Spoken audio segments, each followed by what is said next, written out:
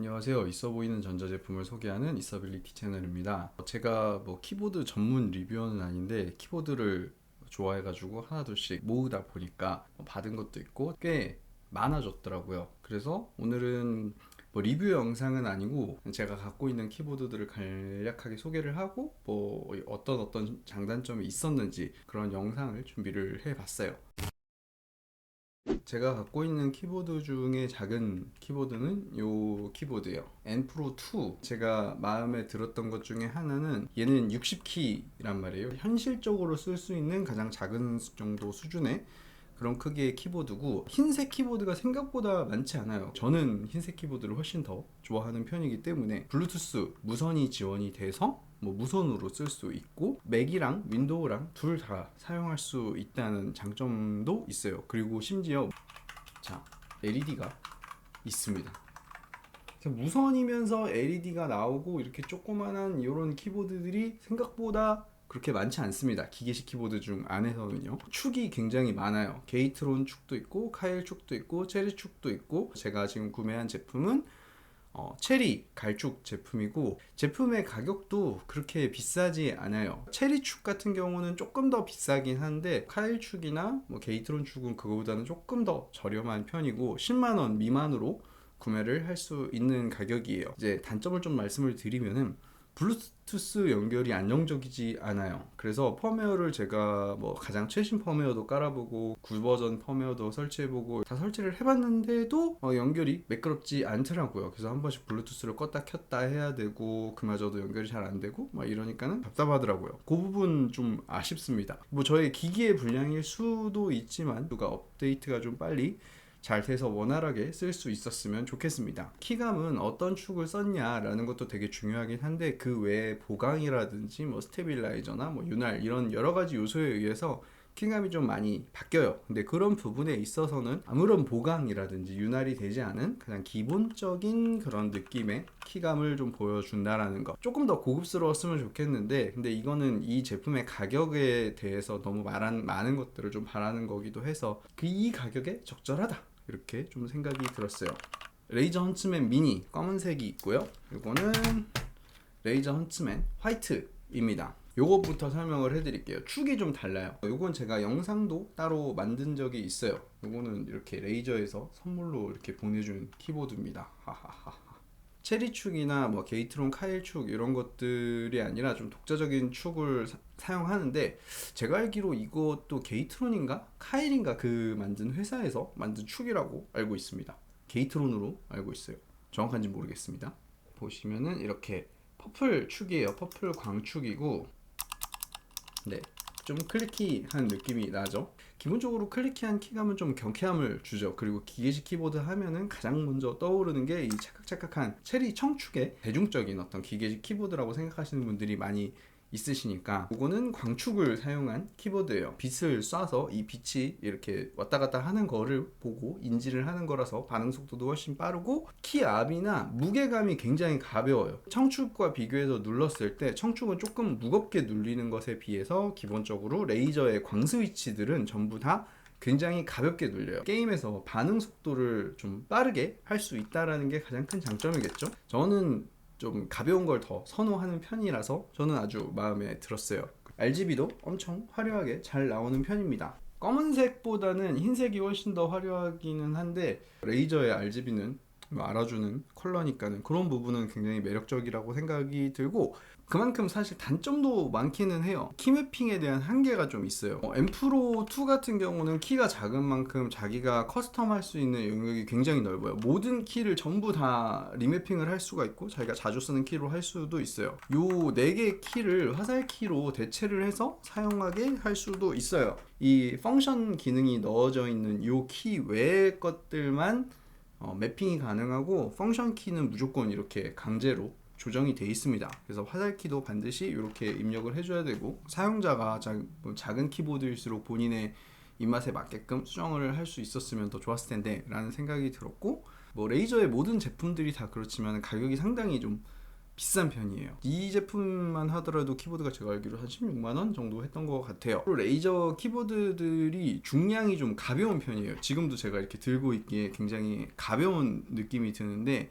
중량이 가벼우면 그만큼 보강이 살짝 부족한 부분들도 있을 수 있고, 그 중량에서 주는 안정감이 있어요. 그래서 키를 칠 때에 그 통울림이나 이런 것들이 중량이 가벼운 것과 중량이 무거운 거는 좀 차이가 있는 것 같아요. 그래서 중량이 가벼운 애들은 아무래도 좀 이게 가볍게 날리는 느낌이 좀 나요. 최근에 한번 영상에서도 제가 지금 요즘 이 키보드를 쓰고 있다라고 말씀을 드렸는데, 헌츠맨 시리즈만 머큐리 버전이 나와요. 요즘에 제가 약간 흰색 그 세팅에 좀 꽂혀 있어가지고 요거를 이렇게 쓰고 있는데, 이제 빨간색 요 광축을 쓰고 있어요. 예전에는 빨간색 이 레드 광축이 반응 속도는 굉장히 빠르고 그런 부분을 강조해서 이야기를 했는데, 이 타건감이 굉장히 좀 별로였단 말이에요. 막 탕탕탕 하고 이렇게 눌리는 느낌이 좀 별로 안 좋고, 2세대 리니어 축이 들어가면서 일단은 제일 좋은 게 소리가 굉장히 조용해졌어요. 약간 거의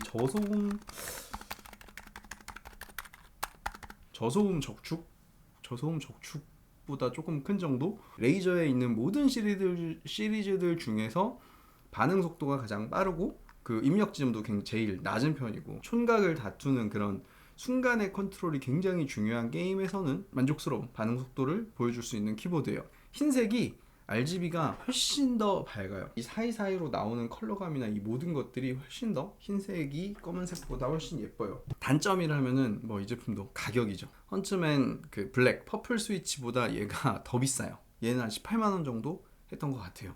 가장 최근에 산 제품이에요. 레이저 블랙위도우 V3 미니 버전이에요. 제가 가장 원하는 것들을 다 갖춘 키보드라고 할 수 있어요. 작은데 60키보다는 조금 더 많은 68키로 알고 있어요. 60키는 화살표가 없었는데 얘까지는 화살표가 있고, 추가로 여기에 뭐 딜리트, 인서트, 페이지 업다운 키가 더 들어가서 68키예요. 얘는 어느 정도는 그걸 절충한 제품이라고 할 수 있죠. 우선 두 가지를 지원을 합니다. 2.4GHz USB 동글, 그리고 블루투스 이렇게 지원을 해서 게임할 때는 뭐 2.4기가를 쓰거나 업무용을 하거나 사무실에서 쓰거나 막 이렇게 할 때는 블루투스로 연결해서 사용을 하면은 여러 디바이스를 연결해서 쓰는 것도 장점이고, 배터리를 정말 많이 아낄 수가 있다라는 게 저는 블루투스가 갖고 있는 가장 큰 장점이라고 생각이 들어요. 그러니까 헌츠맨 시리즈 같은 경우는 광축이라는 축을 사용을 했으면은 블랙위도우 시리즈는 전부 전통적인 기계식 키보드를 사용을 하고 있어요. 축은 뭐 레이저 자체 기계식 축을 사용을 하고 있고, 노란색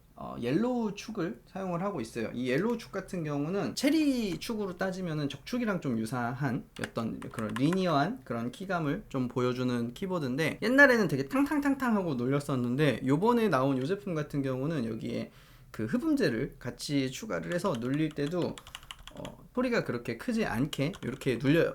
이 키보드의 어떤 단점, 레이저의 키보드들 다 첫 번째는 가격이죠. 21만 원이었던 것 같아요. 국내 정발 제품은 이렇게 여기에 한글 각인을 해서 줘요. 근데 한글 각인을 해서 주는 게 좋다고 하시는 분들도 있겠지만은, 저는 개인적으로 한글 각인보다는 오로지 딱 영문 각인만 이렇게 RGB 투과돼서 보이는 거를 그게 더 깔끔해가지고 좋아하는데, 개인적으로는 좀 별로예요. 블랙위도우는 검은색밖에 안 나옵니다. 이름이 블랙위도우라서 그런 걸 수도 있지만 딱 요걸로 흰색 나와줬으면 진짜 너무 좋았을 텐데. 그래서 이 제품 같은 경우는 나중에 영상을 따로 만들면 좀 더 그때 자세히 이야기를 해보도록 할게요.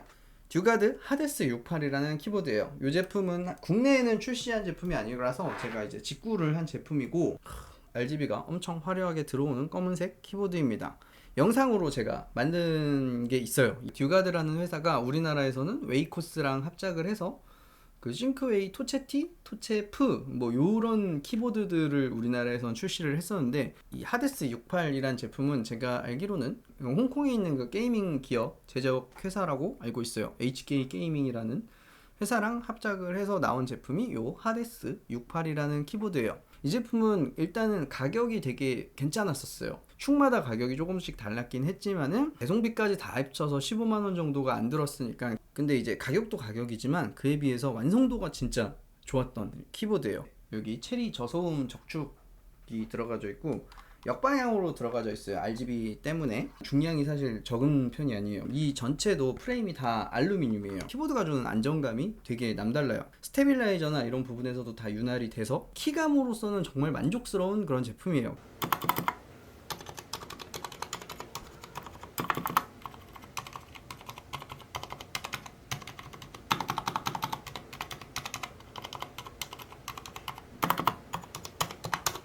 단점이라고 하면은 이제 이거는 뭐 직구한 제품이기 때문에 우리나라에서 AS나 이런 사후 서비스를 받을 수 없다라는 점. 다음은 이 제품이에요. 요거는 같은 듀가드에서 나온 제품이에요. 그래서 듀가드 퓨전이라는 제품인데 보면은 되게 진짜 레트로한 옛날 디자인, 저 어렸을 때 이제 페미콤 하던 그런 느낌이 나는 그런 그 시절의 그런 올드한 느낌의 키보드인데 생긴 건 이렇게 생겼는데 2.4GHz 블루투스 둘 다 지원이 되는 발전적인 기술들이 들어간 제품이에요. 출시한 지 얼마 안 된 제품이고 국내에도 정식 수입이 돼서 판매를 하고 있는 제품이에요. 이 제품도 체리 저소음 적축이고 키감도 굉장히 만족스러운 제품 중에 하나예요. 아쉬운 점을 굳이 따지자고 하면은 이 제품 같은 경우는 이제 플라스틱으로 하판이나 이런 게 전부 다 마감이 되어 있고 중량도 굉장히 가벼운 편이에요. 앞서서 설명했던 하데스 68보다는 조금 스테빌라이저나 이런 통울림이 조금은 아쉬운 느낌이 살짝 들었어요. 전반적인 키감에 대한 완성도는 레이저 제품보다 퓨전이 더 좋은 것 같아요. 나중에 영상으로 한 번 더 소개를 해드리도록 하겠습니다. 제가 맥용 키보드거든요. 그래서 이 영상 편집하거나 맥 쓸 때 쓰는 키보드인데 바밀로 제품이고 미아 68 맥이라는 제품이에요. 맥 전용으로 나온 제품이고 가격은 15만원대 정도로 구매를 했던 걸로 기억이 나요. 바밀로라는 브랜드 자체가 퀄리티에 대한 그런 노력을 굉장히 많이 한다라는 느낌이 들어요. 이 체리 갈축이 진짜 너무 마음에 드는 거예요. 와, 체리 갈축은 원래 이런가 보다 라고 생각을 해서 이 M 프로2도 체리 갈축을 샀는데 얘 체리 갈축과 비교했을 때 바밀로 이 체리 갈축은 비교할 수 없을 정도로 얘가 훨씬 좋아요. 바디는 플라스틱 바디인데 보강판들이나 이런 것들이 들어가서 그런지 훨씬 더 무게가 좀 많이 나가고 키의 어떤 안정감이나 이런 부분들이나 이런 게 훨씬 좋아요. 맥을 쓰시는 많은 분들이 이제 유선 기계식 키보드를 쓰고 싶다 라고 하시면은 저는 추천해 드릴 만한 이런 제품이 이 제품이 아닐까 싶어요. 저도 지금 몇 년째 아주 만족스럽게 쓰고 있는 제품이에요. 이 제품이 이제 블랙위도우 V3입니다. 블랙위도우 V3 미니의 어떤 형 버전인 거죠. 블랙위도우 시리즈들은 이렇게 레이저 로고가 여기 밑에 이렇게 집어 넣어 주거든요. 블랙위도우 V3 미니도 여기에 이렇게 로고 LED가 이렇게 들어가 있는 걸 볼 수가 있죠. 이 제품의 특징은 마찬가지로 앞서서 얘기했듯이 무선 된다는 거, 블루투스랑 2.4GHz USB 동글. 축은 기계식 축입니다. 이게 어떻게 보면 레이저에서 뭐 가장 널리 알려져 있는 녹축이라는 기계식 축을 쓰는데 그 체리 청축과 좀 유사한 느낌이라고 할 수 있죠. 찰칵찰칵 하는.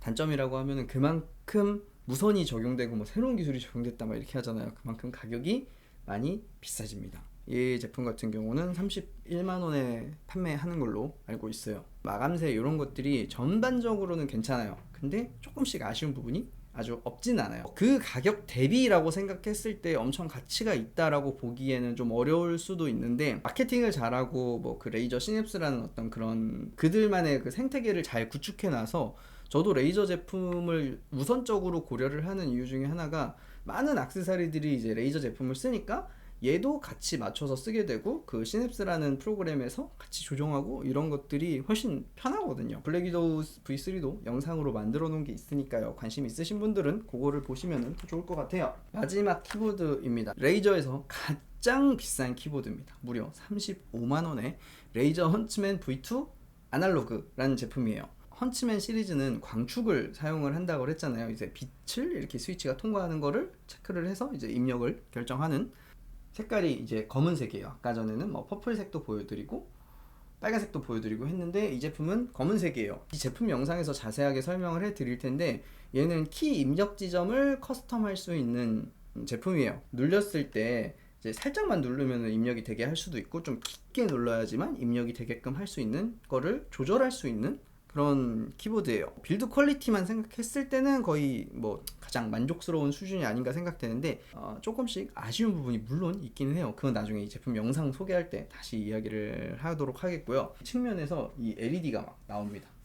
LED가 푹 하고 나와가지고 레이저의 되게 진짜 팬분들이 그 제품을 많이 쓰거든요. 레이저 헌츠맨 엘리트라는 제품이 있는데 얘 전 버전이라고 할 수 있죠. 패드가 있잖아요. 손목 보호 패드 부분도 여기까지도 RGB가 이렇게 연결돼서 나와요. 그러니까 키보드를 보고 웅장하다 라는 느낌이 들 정도로 RGB LED의 가장 화려함을 보여주는 그런 키보드라고 할 수가 있습니다. 가장 신기술이랑 모든 어떤 새로운 기능들을 다 때려 넣은 그런 키보드라고 할 수 있어요. 무선은 지원을 안 합니다. 유선만 있고 심지어 선도 이렇게 박혀 있어요. 뭐 뗄 수도 없어요. 그리고 심지어 두 개예요, 선도. 컴퓨터에 이 케이블 두 개를 다 연결을 하면은 이 USB도 쓸 수가 있는 그런 제품이라고 할 수 있습니다. 키감은 일단은 되게 좀 리니어한 키감이에요.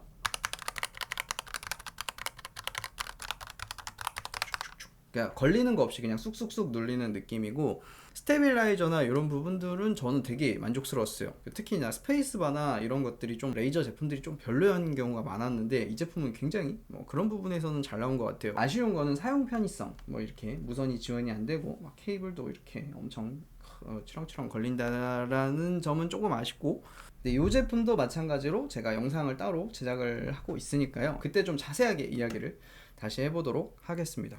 지금 제가 갖고 있는 건 이 정도 돼요. 달라는 분들한테는 주기도 하고 저렴하게 팔기도 하고 이렇게 하다 보니까는 지금은 한 9개 정도 이렇게 갖고 있는데, 짐 정리를 하다 보니까는 이렇게 키보드가 내가 이렇게 키보드를 많이 갖고 있었구나 라는 생각이 불현듯 들어서 그냥 이렇게 카메라를 켜고 별 생각 안 하고 주저리 좀 이야기를 해봤어요. 그래서 자세한 키보드에 대한 리뷰 영상은 아니고 오로지 그냥 저의 개인적인 소감을 말하는 영상이니까요, 그냥 여러분들 참고만 해주시면 좋을 것 같고, 혹시나 이 키보드들 안에서 좀 더 궁금한 거나 있고 이런 게 있으면은 영상을 참고를 해주시거나 아니면 댓글로 질문을 주시면은 제가 답변을 제가 아는 선에서는 정리를 해서 드리도록 하겠습니다. 자, 오늘 영상은 여기서 마무리하도록 하겠고요. 여러분들 다음 영상에서 또 뵐 수 있도록 하겠습니다. 감사합니다. 안녕.